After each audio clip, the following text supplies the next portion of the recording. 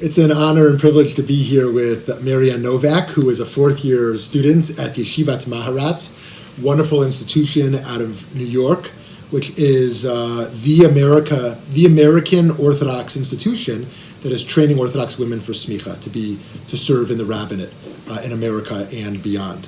And so I'd love to talk a little bit about that experience and just hear a little bit about what that journey has been like for you. It's been a long time getting here, but once I got there, it was I kind of had the feeling like I was destined to be here from the very beginning. I was trained as a lawyer, but I helped start a women's tefillah group when I lived in St. Louis, and then moved to Chicago, did the same thing, did a lot of things that were very rabbinical. I taught, I still do to this day, boys and girls were born bat mitzvah.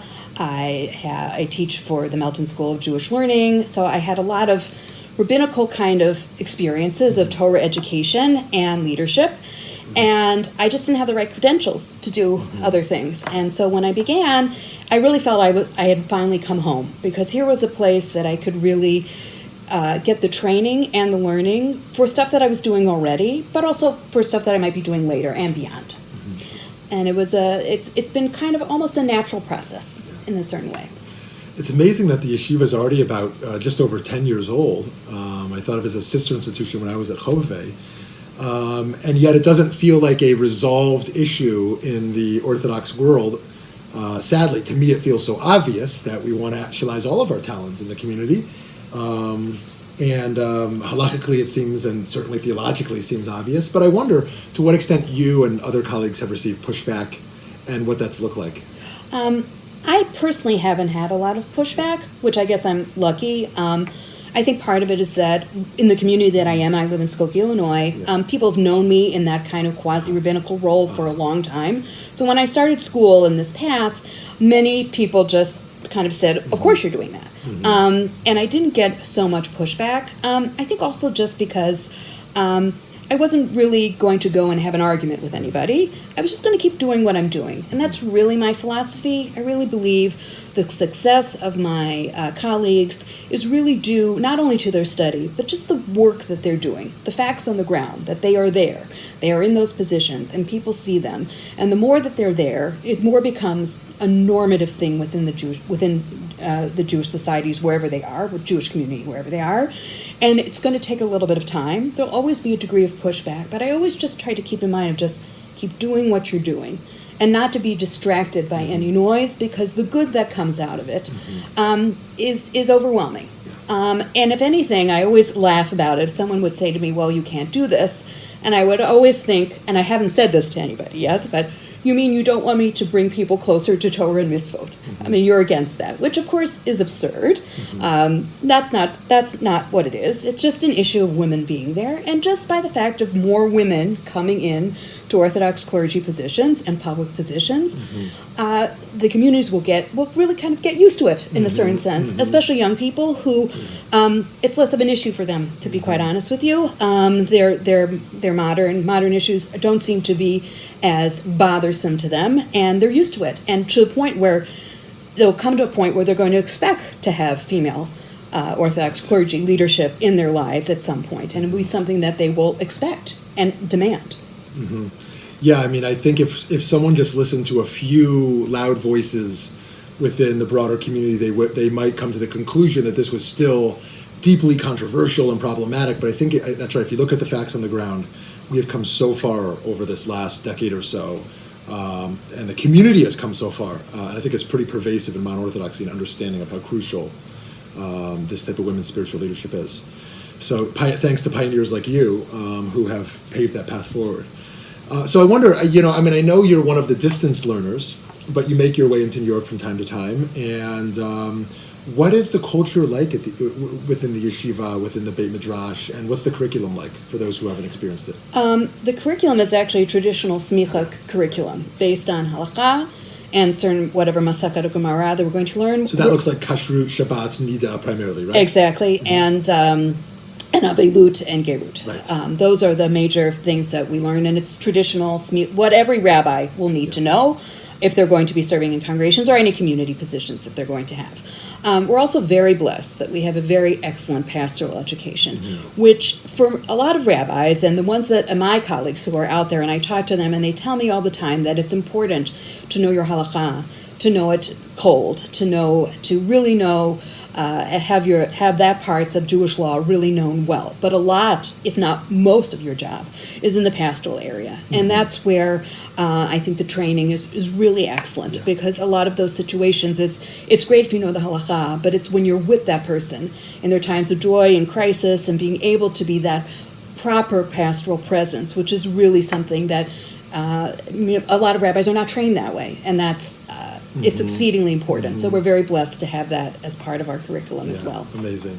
And the faculty is astounding. The rabbis like Avi Weiss and Sarah Horowitz and Jeff Fox and Wendy M. Selam and Aaron Lieb and Adam Mintz and I guess DeVore Zlachauer. I mean, I'm sure I'm missing some, but they're remarkable educators.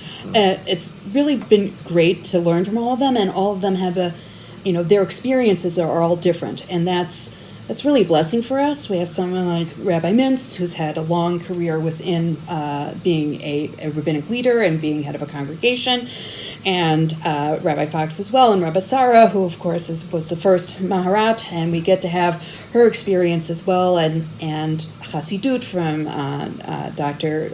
Aaron Lieb Smokler, now Rabbi, which is really awesome, and to have all those different points of view and different voices has really added to the richness of the curriculum that we have in our experience, my experience. Would you say that the birth of such a movement was evolutionary or revolutionary? I think it's kind of evolutionary with a push. With a push. It was just something where women were being, for Orthodox women, the key to their rise in being part of the conversation at the table was really the knowledge route.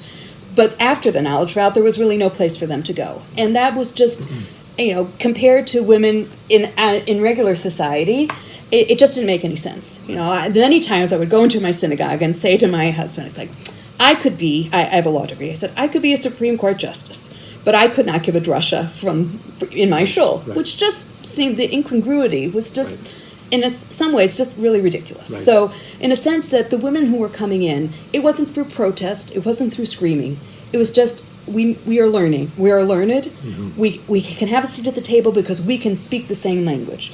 We're coming from the same place, and there must be a place for us, because our voices, you can't tell us that because we don't know anything. You can't say that we haven't experienced these things. And so, it was kind of evolutionary, but with a push from learned women and people who were supporting us in that sense. Yeah. It's amazing. I mean, I think of colleagues and friends who, at the time, were like, I will publicly renounce this if it happens, and I will dissociate from Chovaveh or wherever else. And today, those sewing people, I would never name them publicly, are now hiring, and totally supportive and want that history erased. Things are changing. Yeah. Well, when things are in the hypothetical, they can be very frightening. Exactly, yes. And when you have, again, facts on the ground, really change everything. Right. And it allows for this kind of organic growth, which unfortunately doesn't happen very often in any part of society anymore. We're so concretized in what we do. We look, just chapter and verse everything, and nothing is allowed to really develop. But here's something that was given a chance to develop, and it's those facts on the ground that become the most powerful thing. So I think my last question then is, what direction do you see this movement headed in? I remember when I went for my Maharat interview, and Rabbi Sarah asked me, what was my, big dream kind of idea. And I kind of knew she was going to ask me that question. Yeah. And I said to her, well, I have a law degree, and it's like, I'd love to sit on a Beit Din. Yeah. And I think that's when we get there. Yeah. And it'll take some time. Right. But that's kind of like the natural progression in a sense that with men and women sitting together and working together to bring, people, the Jewish people, closer to Torah and mitzvot in the best way possible, and also to have somebody who's making halachic decisions be able to hear the voice of everyone within the community. And hopefully in my day, I will see that happen. It might not be me, but it will to see that happen and have that complete evolution there, where all the learned voices can come to the table for the good of the community and not just women, The women who have these positions, what's interesting is they not only bring women back to Judaism, they bring men and women and families and everybody back to the table. Right, right. So if you are a woman who is walking the spiritual path of halakha, and you want to be in communal leadership and education, and you want to study in America, you should consider Yeshivat's Maharat. If you want to study in Israel, you should consider studying with Rabbi Dr. Shlomo Riskin, or Rabbi Herzl Hefter, or Rabbi Daniel Landis. Who am I forgetting? I'm sure I'm forgetting others.